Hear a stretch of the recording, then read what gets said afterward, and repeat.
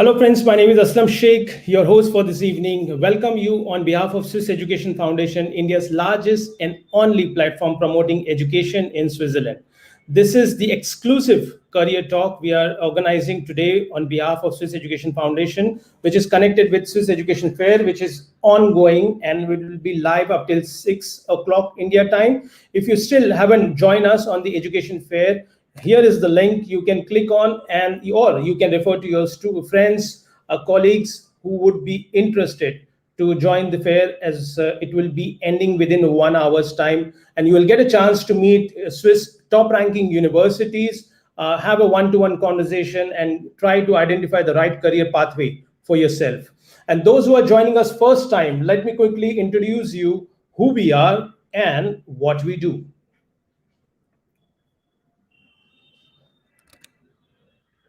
So let's introduce you to Switzerland. Switzerland is renowned for its quality, employability, and convenience in terms of education and career place. Hospitality is a major part, wherein hospitality and tourism employs a maximum people who are graduating from the places like Switzerland. And some of the hot selling programs for the international students would be hospitality and tourism, events and entertainment, also finance, real services, real estate, and luxury management. These are some of the institutes who we represent across Switzerland, on the German part or the French part of Switzerland. And the programs, you can have a different specialization, right from restaurant management to hospitality to events. Even the culinary, you have got a lot of varieties, like you can do a veg culinary program or you can do a culinary entrepreneurship. Switzerland also offers you the internship. That's the best part, to combine your study, classroom study, with the ongoing industry training and earn good amount of salary as a stipend. All the institutes also helps you to get the scholarship, and scholarship could range anywhere between 1,000 francs to as high as 30% of tuition fee waiver. Till now, we have helped the students to get 6.40 crores worth rupees of scholarship in last 10 years. These are some of our students who've got the scholarship, and you can see the scholarship is ranging for different institutes and for different programs. Of course, all Swiss institutes put in efforts to help you to find the right career opportunities through their campuses. And we have got, on an average, 91 plus companies coming on campus to look at the students' resumes and have them as their future professionals. The facilities wise, well, some of the institutes are located right in the city center, or some of the schools are housed in the castle or the palaces. And that's what the Switzerland is known for: premium quality of education and facilities for the students. These are some of the industry partners which you can see. We help you right from student application to airport pickup and in between everything for the process. And if you want to know more, I've already shared the link. You can go and join the education fair, which is going to last for another 55 minutes, wherein you are going to get more information about how to process further for the education. These are some of our student success stories who are making their career and who are making their marks across the globe. Well, Switzerland is also known for some rare experiences, and these are some of them. So, as I mentioned, the Palace School, where the Tariq, we have got one of the speakers coming from this institute, also going to talk about the sustainability and connecting with the institutes. All in all, this platform has been there for last 10 years. We have got 12 plus specialization courses, 10 colleges, and 99% visa ratio. Let's move back to our show today. And today's topic is very interesting, and it is going to talk about the safety, sustainability, and technology, and how it will drive the future career opportunities in the hospitality sector. So let me introduce you our speakers, our eminent speakers, to discuss this topic, and let me do the honor of having our first speaker in the room. Introduce Otmar Adiga. Welcome to you. Thank you. Let me see the. Yeah, we can hear you. I'm okay. Welcome to all. Thank you very much for joining, participating in this talk. I'm very pleased, honored, of course, to share the panel with some really proven expert of the hospitality industry, and I'm pretty sure that we'll be able to share some new insights about the hospitality industry, but also about Switzerland as a place to study. Thank you very much. So let me quickly introduce Mr. Hadiger, the Council General of Switzerland in Mumbai. Mr. Hadiger served in various positions in Rome, Tehran, New York, Dresden, Bonn, Jeddah, Prague, and Frankfurt. Almost covered the two ends of the world. From 2009 to 2014, he served as Deputy Head of Finance at the Federal Department of Foreign Affairs in Bern. From 2014 to 18, and prior to the transfer to Mumbai, he was the Consul General in Ho Chi Minh City of Vietnam. Mr. Hardiger holds a diploma in business administration and advanced studies of international relations. Thank you, Mr. Hardiger, and welcome. Thank you. Let's move to our next speaker, and let me welcome Mr. Tariq Quatley. Mr. Tariq, welcome to the session. Hi, thank you very much, Aslam. Happy to be here.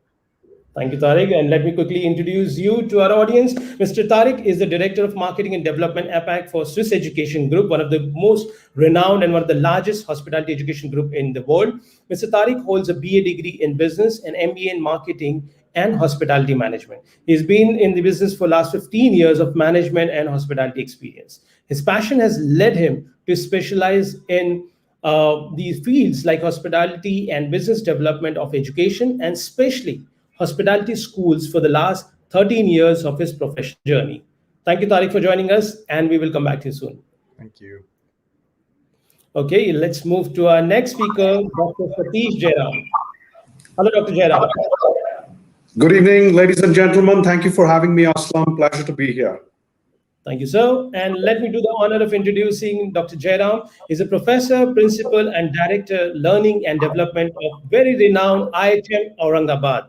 Dr. Satish Jairam is a valued, popular, and appreciated professor of innovation and change management for over 14 years, aside his role as principal and director at our Institute of Hotel Management of Aurangabad, India's finest hospitality management institute.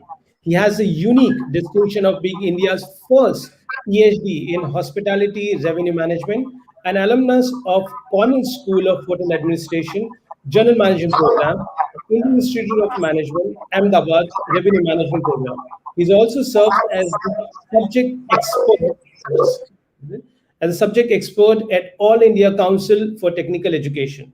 Professor Jairam has recently been awarded the Devang Mehta National Education Award for Education Leadership twice in a row in 2018 and 2019. He has the unique distinction of being chosen on the list of 251 fabulous education leaders of 8 World Education Congress.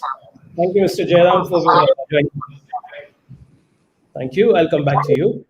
And let's move to our industry experts for today's session. And let me welcome Mr. Chris Franzen. Hello, Mr. Chris. Good afternoon. Right here from the Grand Hyatt in Mumbai. It is an absolute pleasure to be here. Thank you for the invite, Aslam. Great to be on such an established panel full of experts. And I really look forward to the next 45 minutes to an hour. Thank you. Sure. My pleasure to have you on the show, sir.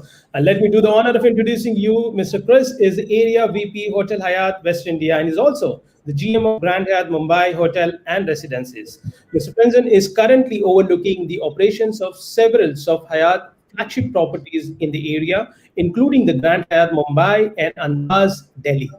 Before his move to subcontinent, he was the area vice president for the for the state of Qatar and the Sultanate of Oman for Hyatt Hotels, and also the general manager for Grand Hyatt Doha Hotel and Villas. He is an accomplished hospitality executive with extensive operational experience within established upscale luxury hotels in 7 countries across 4 continents. Hospitality revolved around him since his birth, and his granddad and dad were accomplished hoteliers, welcoming guests from all around the world to their family hotel up in Swiss Alps in the resort Alpine village of Zermatt. Thank you, Mr. Chris, for joining us. Pleasure. Thank you. Thank you.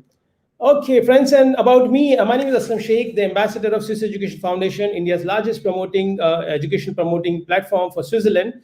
I've been chosen among the top 10 best consulting leaders for 2020 by the Knowledge Review, the reputed magazine, and I was also the awardee of the Genius Educationist Award by the Times of India Education Forum. I'm also the ex-president of world's largest BNI Plus chapter of Mumbai, whereby I was handling for it for 6 months. And that's about me. And let's move to the today's topic, and let's have our first speaker in the room, Mr. Hadigar. So, this is the first question.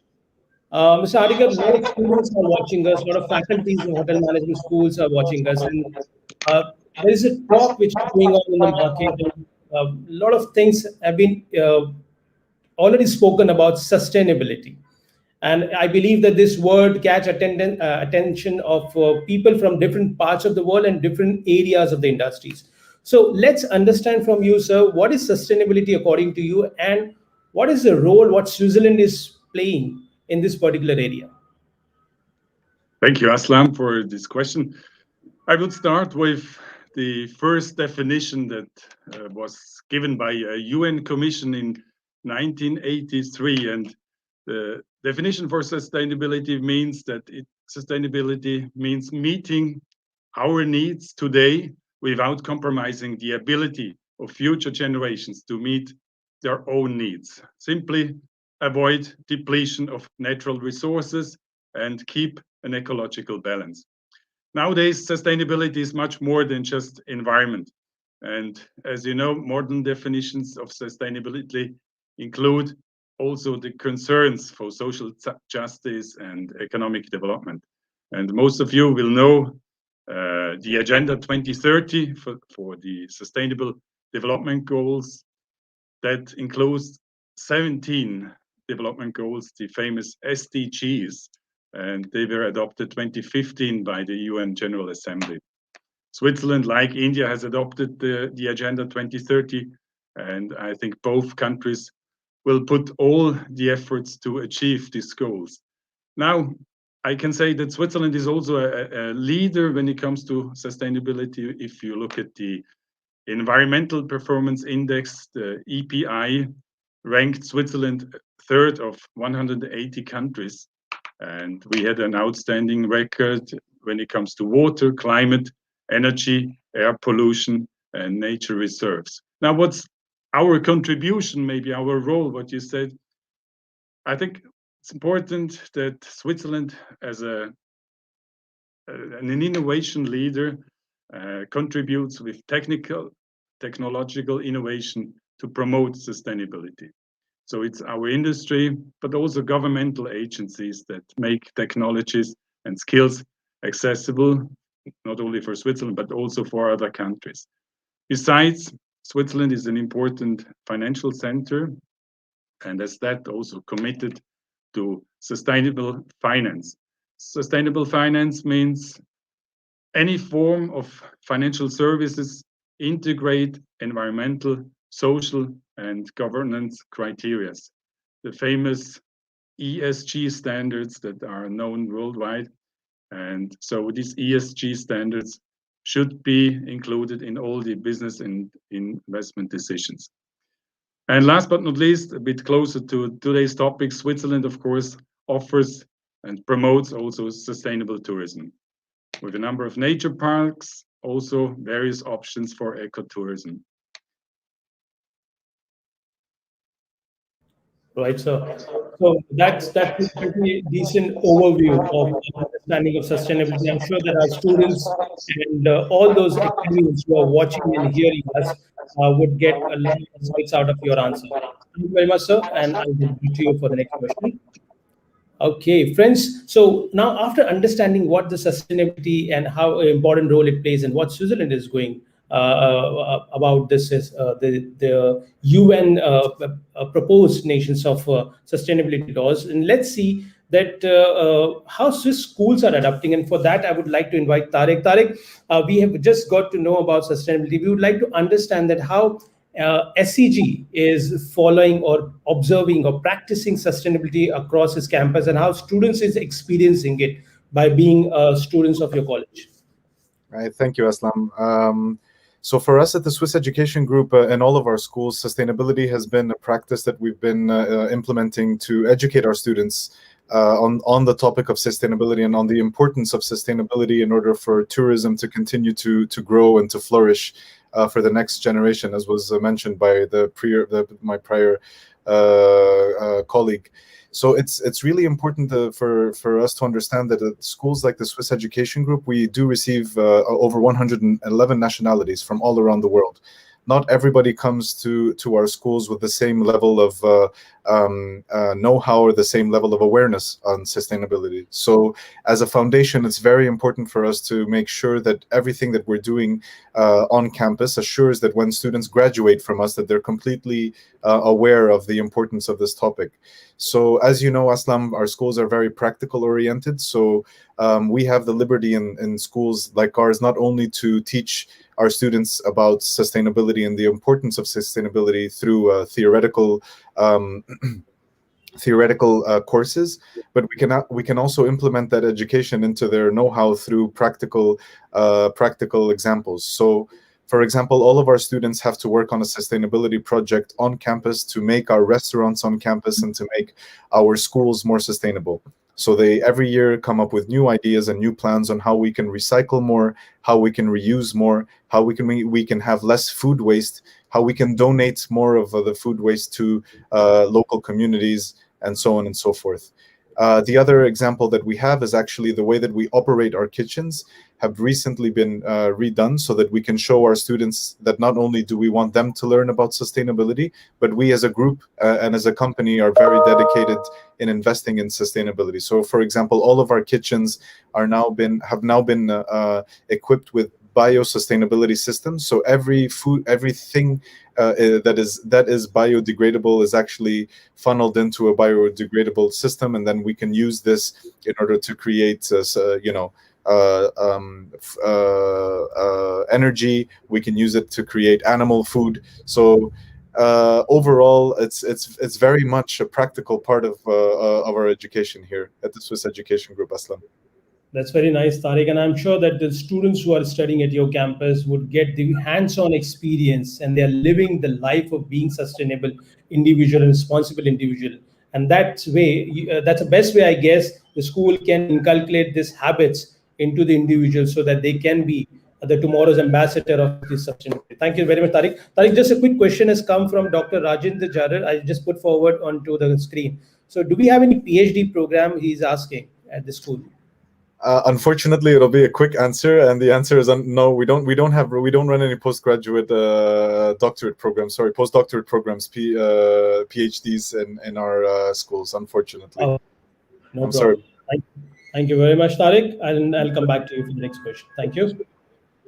Okay, friends, now understanding how sustainability can be practiced practically at the campus, let's move to another adjacent topic, and let me invite Dr. Jairam into the room. Dr. Jairam taking this conversation further, and I was really impressed with the current article which you wrote about the safety measures. And of course, there were a lot of other measures also mentioned, but I focused on the safety measures and how the safety is redefining the new standards which needs to be practiced across the hospitality industry. We would like to learn more from this. So, Aslam, I'm going to look at this in three distinct areas. Point one is each one of the top brands in the world have landed up creating their own signature assurance program for guests to be able to travel out and stay in hotels and supplement the whole tourism economy. Now, with that being said, much of this knowledge appears to be locked in standard operating procedure manuals, which are assigned to those brands or those hotel companies. If you were to bring that information out into the public domain, there's a huge advantage that you have to get the entire community, students, professionals, or the general public, aligned with our new safety standards. And that is a responsibility for all leaders in the hospitality industry. The second aspect is that all of this information needs to find its way into hospitality curricula. And this is where I would say many of the Swiss schools have been able to standardize their curricula and make this a part of their living DNA. And this is really a best practice for us to emulate. The third part is that the policy frameworks in different countries tend to be different, particularly with respect to implementation of safety standards and norms. And though in our own country, We have the University Grants Commission. We have the All India Council for Technical Education. A standard program, such as the ones you have running in Switzerland, for public utilities, public areas, educational spaces. I think there's much for us to learn from those models to see how we can implement it in our own country. So I think that's what I'd like to say, and thank you for that question, Aslam. I think it's a very deep and a very large area for us to cover, particularly when you're trying to implement something like this in India. Absolutely right, and I totally agree with you, Dr. Jairam. It requires a detailed conversation and detailed discussion in order to further justify the topic and then the sincerity and seriousness of this topic, especially in this given situation. Thank you very much for inviting us on this topic, and then I'll come back to you with the next question. Let me move to our next speaker, and let's talk about the technology.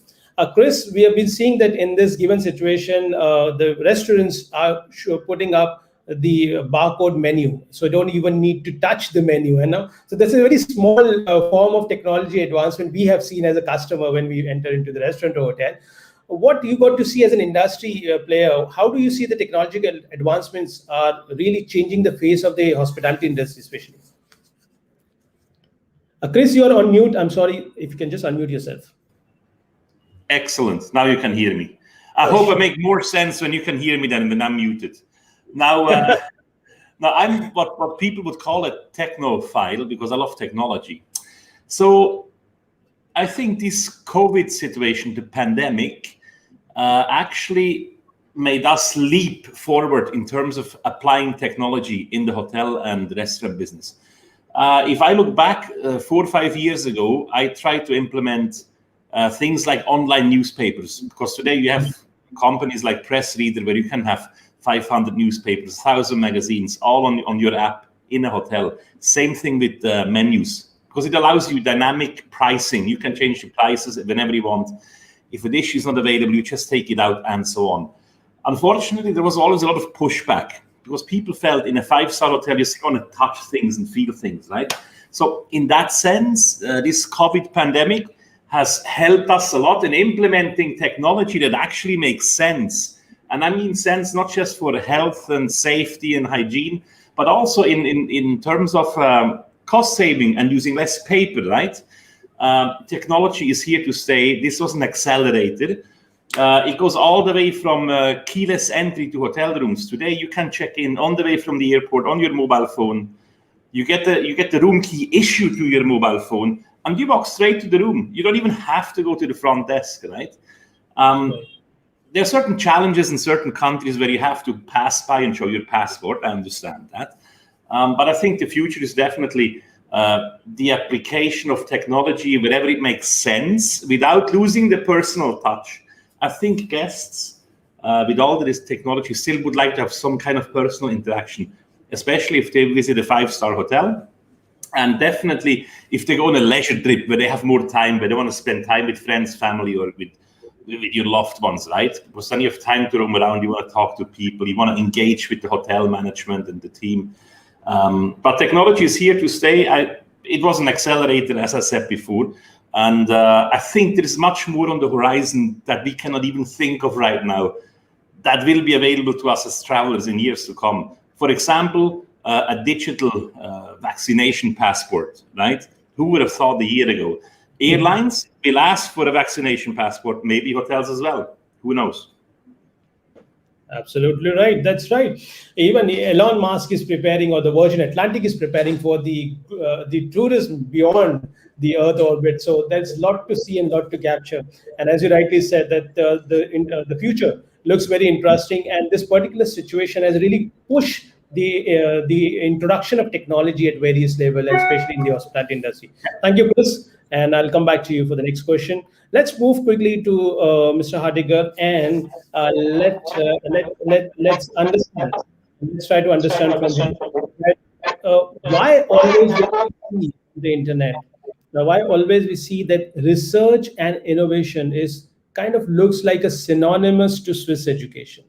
Whenever I check my LinkedIn, I always see that there is every now and then some innovative technological advancement coming out from Switzerland, and the rate at which the technology and innovation come out from Switzerland is much higher as compared to any other country, be it solar panel, be it the any advanced medical equipments, or even look at the way hospitality education has evolved. So, what's the secret behind this research and innovation coming from Switzerland, Mr. Hadiger? Well, thank you, Aslam. In fact, your impression is perfectly right. Switzerland is a world leader in terms of innovation. And if you look at the Global Innovation Index, Switzerland for the last 10 years has been at the top. And yeah, it's a very good result, of course, and various factors are contributing to this success. And I would say, basically, there is, of course, a high standard of education, science, and research. Then also what's very particular in Switzerland, I think, is the close cooperation between education, research, and the private sector. So transforming innovation very quickly into high quality output in the industry. I think that's a big plus of the Swiss system.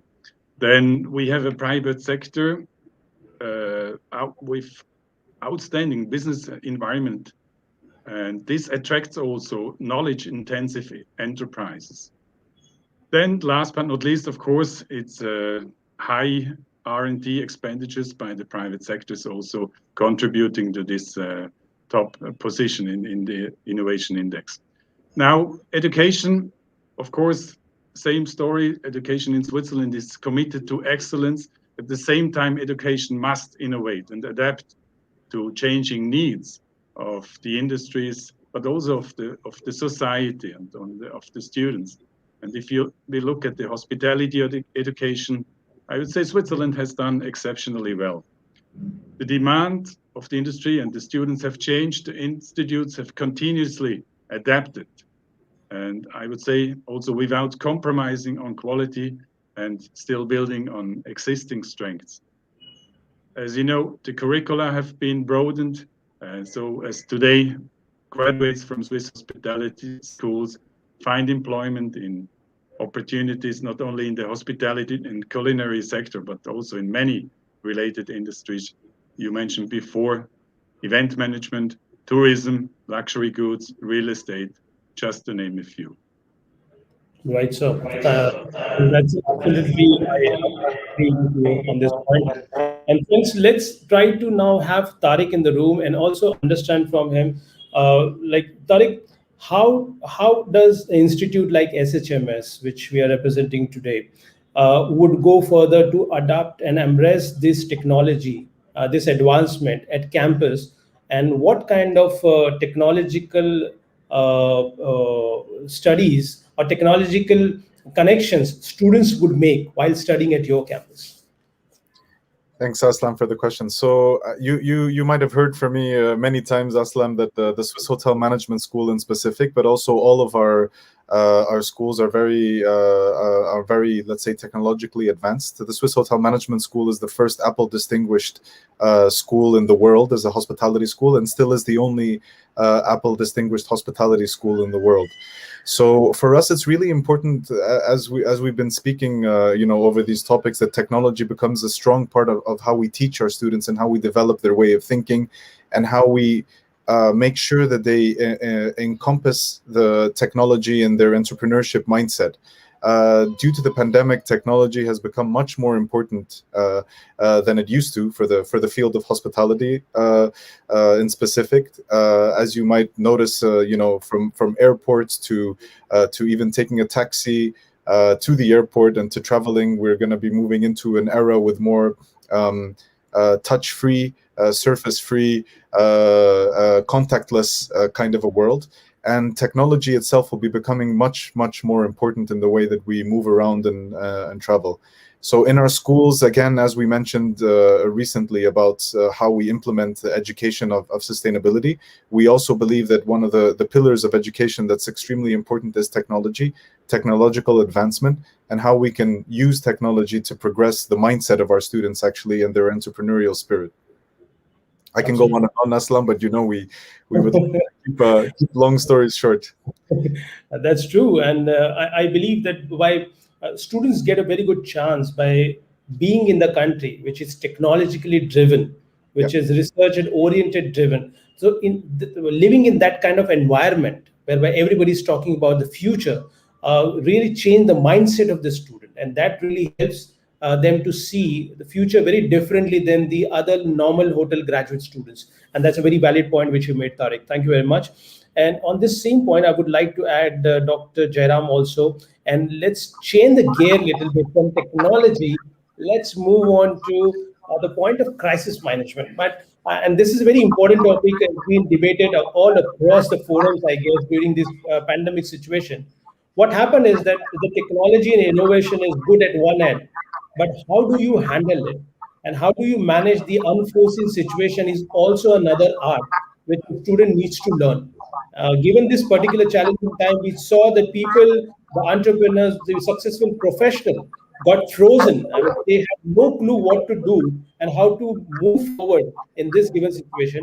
And I must congratulate Dr. Jairam for your piece of information which you shared through crisis management.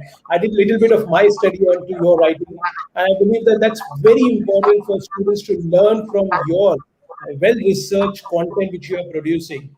I would let you to talk more about how the crisis management is very important in this today's world. Thank you for that, Aslam. Hospitality and cuisine are very doing disciplines. So you cannot really teach somebody how to swim on YouTube or using a PowerPoint presentation. And we were forced to do that as soon as the pandemic struck us. Now, having said that, we have to rely on this huge quantum of knowledge which is out there, whether it is digitally archived information, branded information, institutional information, fresh research. At this stage, our biggest responsibility is to ensure that we empower the next generation by putting all of this digital content within an accessible domain for them to begin with. But having said that, we have to learn from the masters. So, Swiss schools forever have been, torchbearers in terms of delivering the luxury quantum or the hospitality learning. And having said that, much of that learning can also get into a blended platform. So whether it is masterclasses which are being delivered by chefs for our students, whether it is good learning. So, in the recent past, we've had the World Tourism Forum in Lucerne, which has invited our institution to be part of this entire innovation drive that Switzerland has. The Swiss also partnered with us to be part of the Innovation Startup Camp in Bangalore. So Bangalore being the startup capital of India, we were able to bring a lot of very vibrant ideas together. I have professors from La Roche who are delivering masterclasses to our students in India using digital platforms. That's how you reach out to people when we are not able to really get them into a physical activity. Our external examiner comes from the Glion School.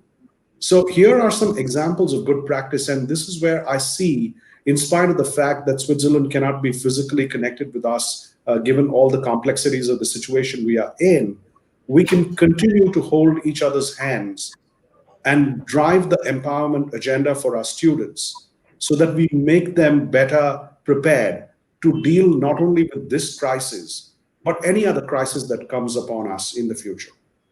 Absolutely. And your institute is, I believe, is one of the brighter example for the people to look at that. How did you move forward, even in this given situation, having this Swiss affiliations, having onto your campus?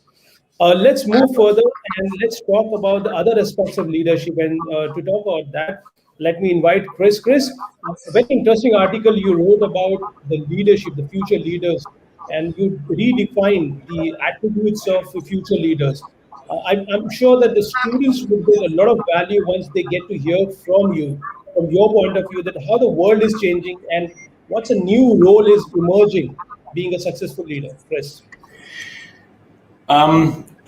Few points. I think hotels have traditionally always used the same template to identify leaders. And I believe that the last year, looking back into 2020, the last year has shown that we maybe have to shift the parameters of assessment. I think the traits for being an excellent leader, I mean, they're not all changing, but we have to maybe make some adjustment of how we assess them. But most importantly, and what I highlighted in my article is very simple. People who we actually identified as leaders suddenly in the face of a pandemic or any situation where you're under sudden stress and uncertainty have behaved completely different than we thought they would. But that's maybe not the learning point. The learning point is that suddenly we realize there are leaders in our employee body, associate body, who are actually geared up and have the emotional intelligence and capability to become leaders, which we did not see before. And I found this a very interesting revelation, so to speak. Now, none of us has seen that until everything settled down a little bit, and we actually looked back and said, let's hang on, let's see what actually happened. Who were the heroes over the last 9 months, right? And it's very interesting to see they come from all walks of life. Now, one thing with regards to leadership, and this is even more important than before, is mentorship. I'm a firm believer in mentorship, and us leaders, the leaders of today, they have to be open to mentor our colleagues. And when I say mentor colleagues, I'm not saying you have to go out and mentor a manager or director. Go further down. Go all the way down. Find someone that has potential. Mentor someone who's at the beginning of the career. Mentor someone that comes out of hotel school or still is in hotel school, because then you have the biggest impact. I always had mentors in my life, or mentees, but I made a promise to increase the number of mentees I look after for 2020, because it's such a big impact on their lives and careers. And you get a great buy-in and loyalty for a brand as well, right? People will talk. These people will be affected by the brand we represent.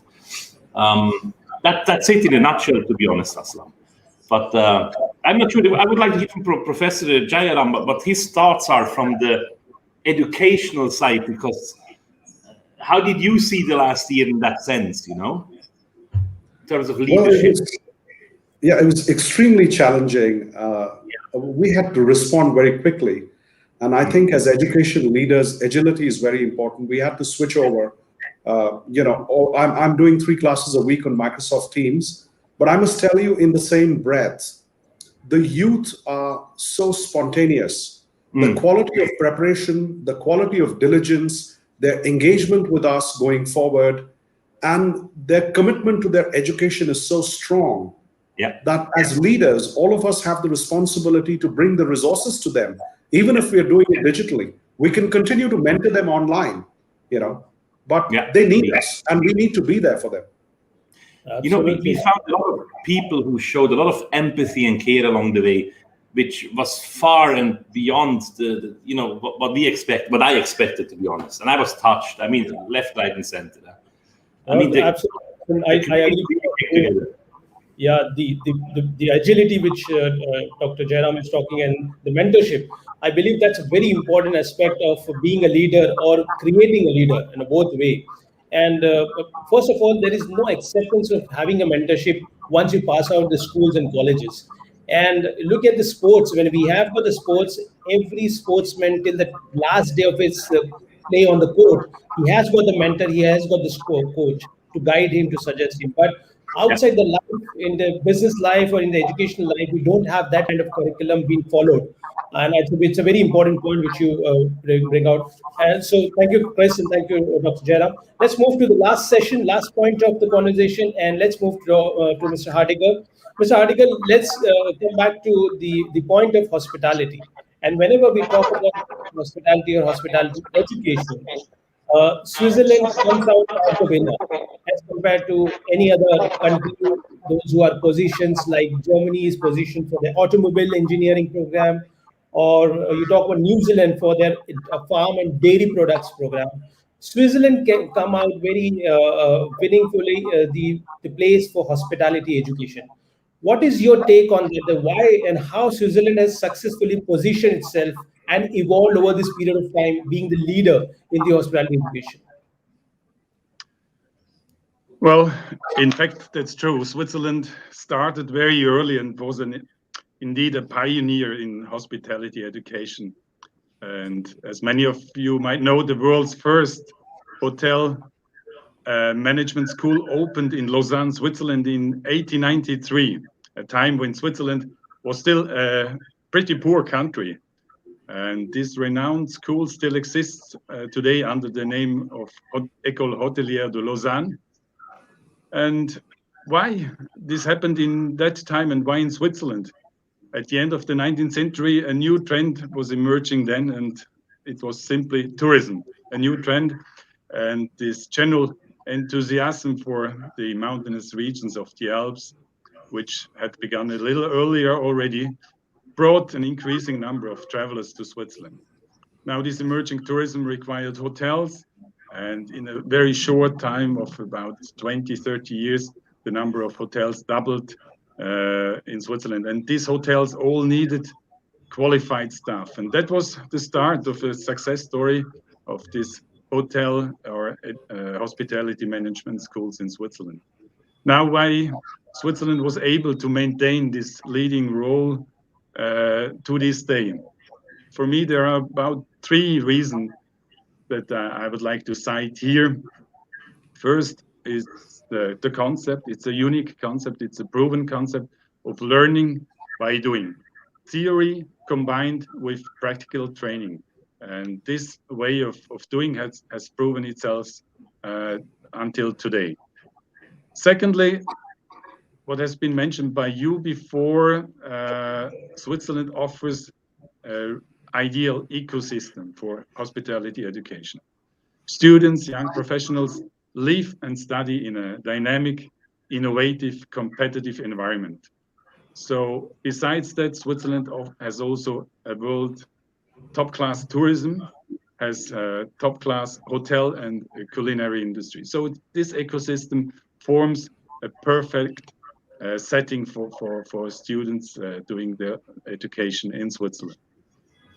And last but not least, I mentioned also this in my previous question, hospitality education institutes, they have been able to constantly reinvent themselves. So they adapted over the years and the decades to the changing needs of the industry. And I think that has helped tremendously to keep at the top of this industry. Absolutely.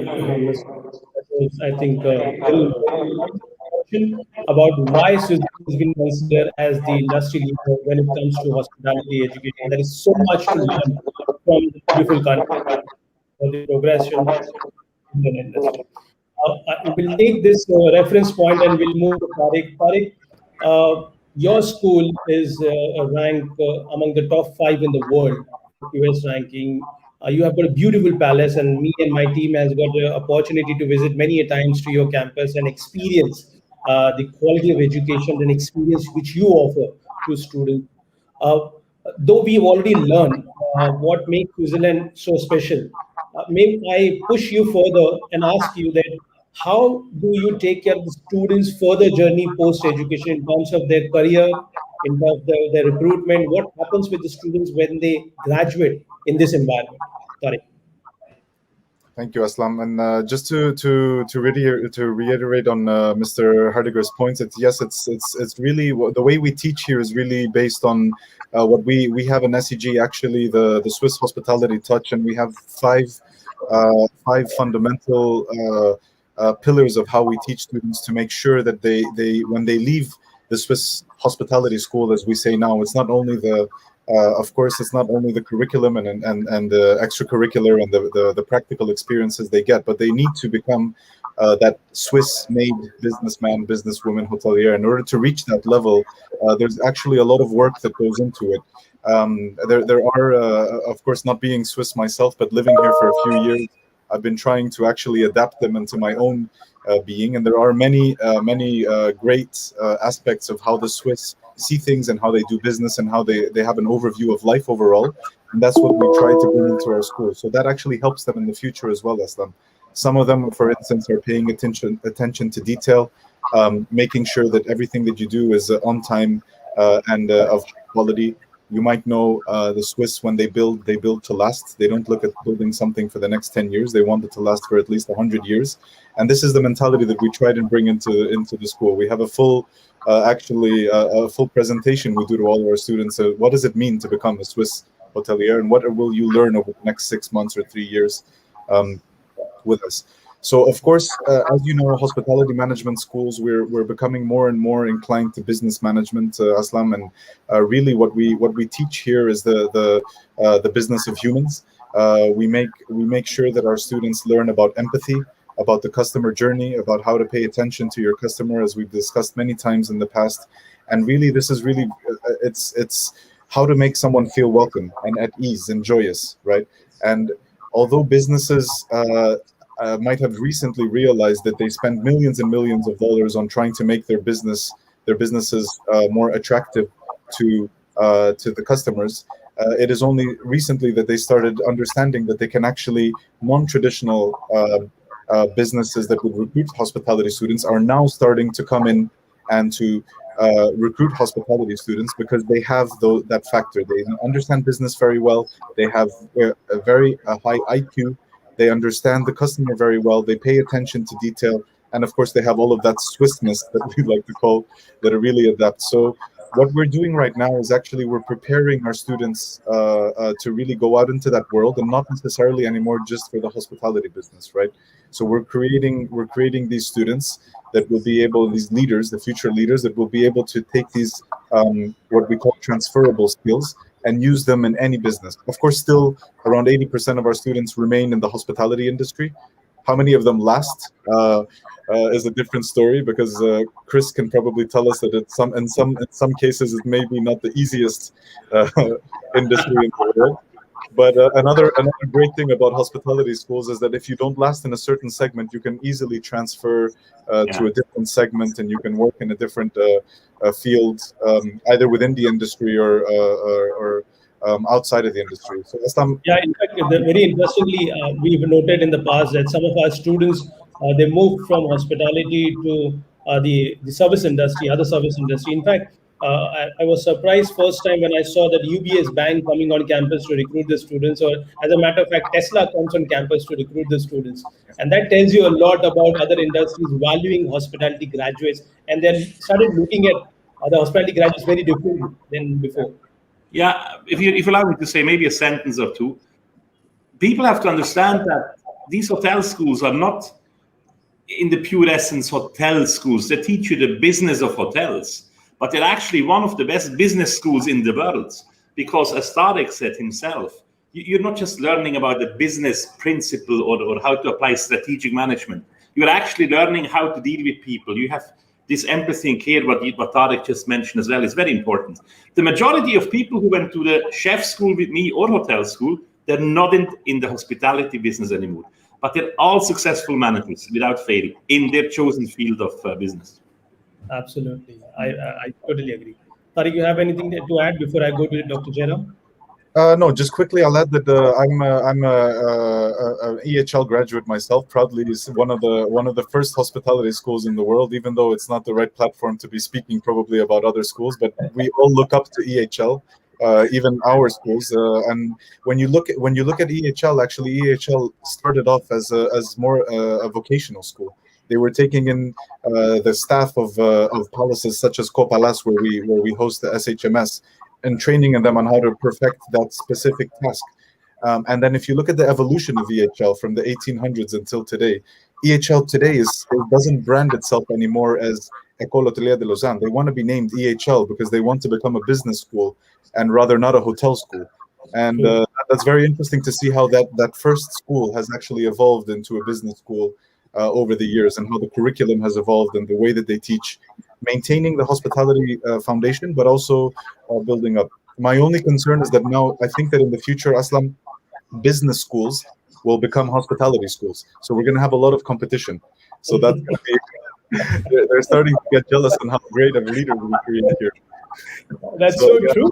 Yeah. In fact, when we go out for the counseling, we learn all from you, and then we say the same thing, that if you want to learn the business, go into any of the hospitality school and learn how to do the business from one industry point of view, and you can just copy and paste and innovate in the other industries, and then have the practical aspect of learning business aspects. So true that.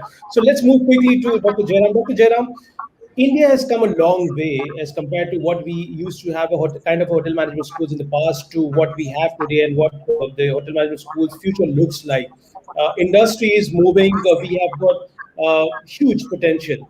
And in fact, the government has announced very interesting schemes to develop the tourism and hospitality across India. What's your take that what could make India also the equally a very important destination for education, and what kind of changes we need to bring into our hospitality education system? All right, thank you for that, Aslam. I think that's the whole 5-page article that I wrote. But let me just stick with the big 3 points. I'd like to take a few words from what Mr. Hardiger said. To begin with, we have to learn how to bring the doing element of hospitality and to remain contextually correct. So if you look at the redundancy of our curriculum, you see much of this curriculum in a pre-pandemic world will be completely redundant in a post-pandemic world.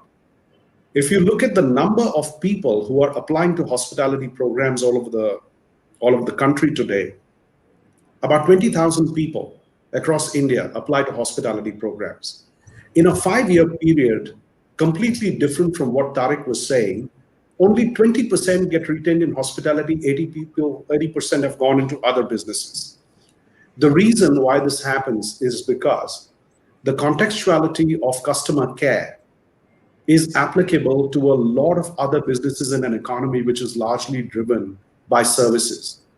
So today, if you want to protect the hospitality graduate or increase the value for the hospitality graduate, you've got to change curriculum to reflect today's ground realities.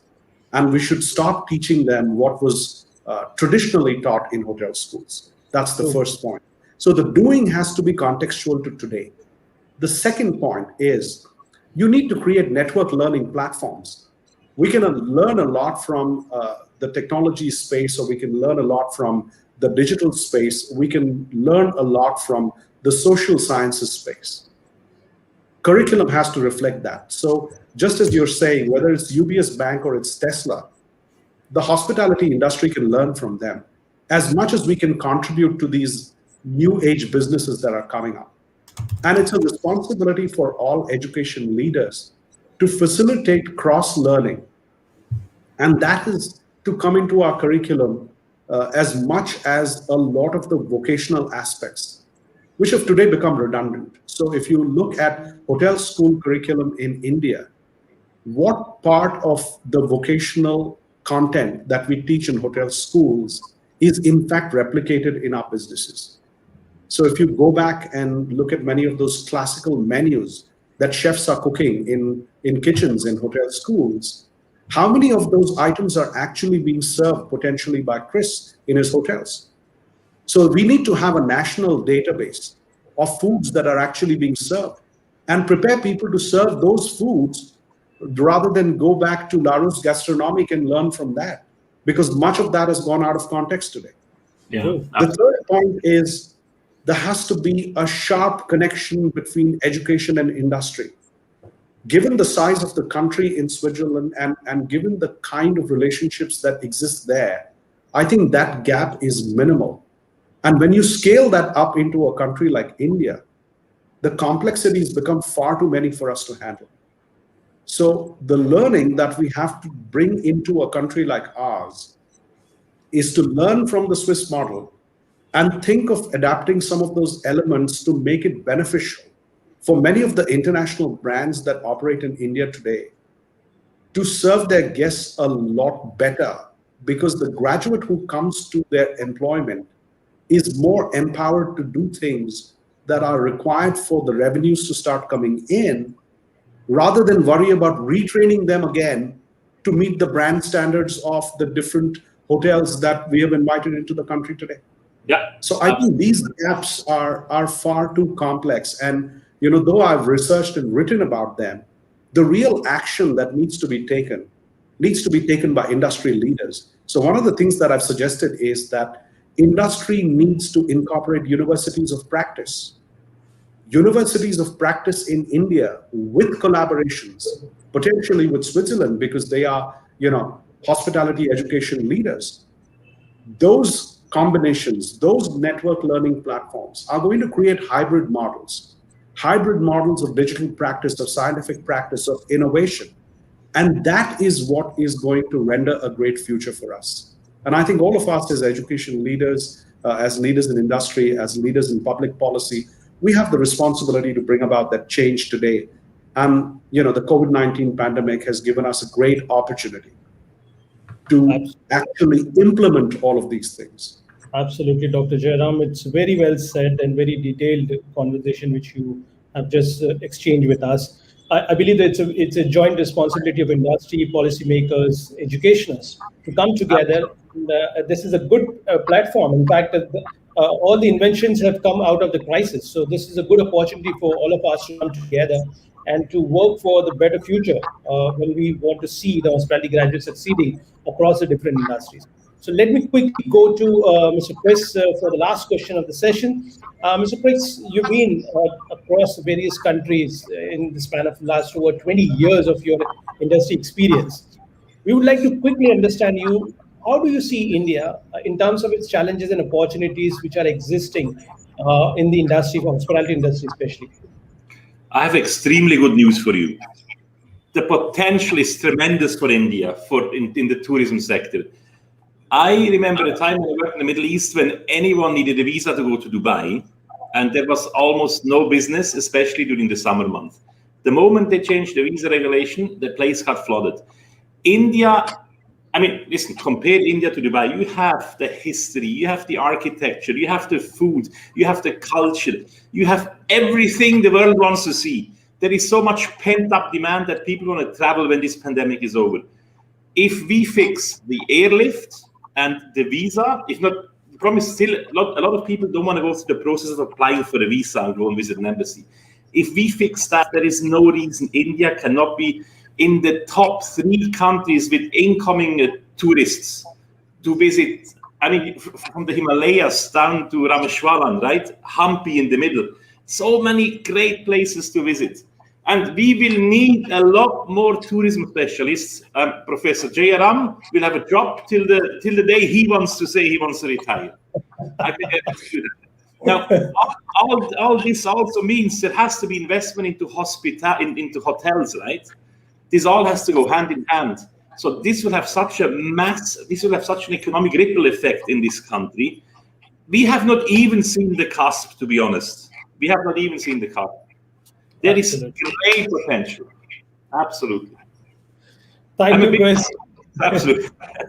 Thank you for such a positive outlook for Indian hospitality and tourism industry. And this should encourage a lot of students and parents especially, because still, unfortunately, Indian parents still have got that stigma in the mind of getting into a serving by getting into hospitality as compared to being an IT graduate to the engineering graduates.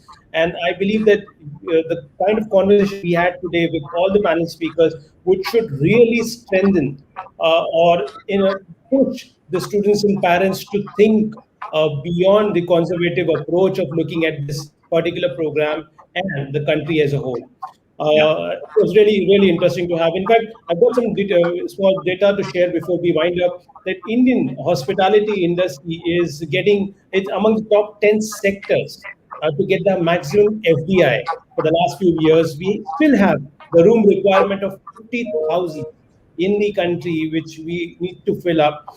Government is expecting India to be among the top 5 business hospitality sector by 2030. That must all tell you that what kind of opportunity we have once we educate our kids for the future, being a future professional in this particular industry, and what could be the best place to learn from Switzerland than as compared to any other country in the world. So sorry, I want to add one thing, and we should have, this should be the playing field for local Indian hotel chains. At the moment, we have in the top tier, we have the Taj and the Oberois, right? But the field for 3- and 4-star hotels is wide open. There is so much. Don't leave the field to the American players only, right? Go in there. Let's build a revolution of Indian hospitality. That's what I'm saying. It can be done.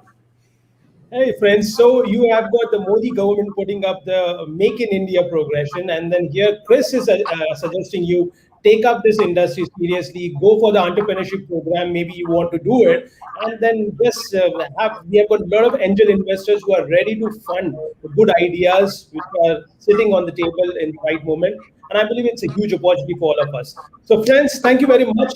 All the audiences who are watching us live and who will be watching us later on our recording session. And I would like to thank all our eminent panel speakers who took out a special time for this particular program. Thank you, everyone, Mr. Hardikar, Mr. Tariq, Dr. Jairam, and Mr. Chris for joining this session. Thank you, Aslam. Thank you very much. Thank you. And just to make a conclusion remark, so thank you, friends, for joining this show of safety, sustainability, and technology, and how it will drive the career opportunities in the hospitality industry in future. If you have got any further question, you can contact us on our helpline number 99870 or you can write to us on info@swisseducation.com, and our professional counselors will be able to help you to guide you through the right process. My name is Aslam Sheikh, the ambassador of Swiss Education Foundation, signing off with a promise to come back again on next Friday at 5 p.m. with another interesting topic and with the expert panel of speakers. Until then, stay safe and stay excited. Thank you. Bye-bye.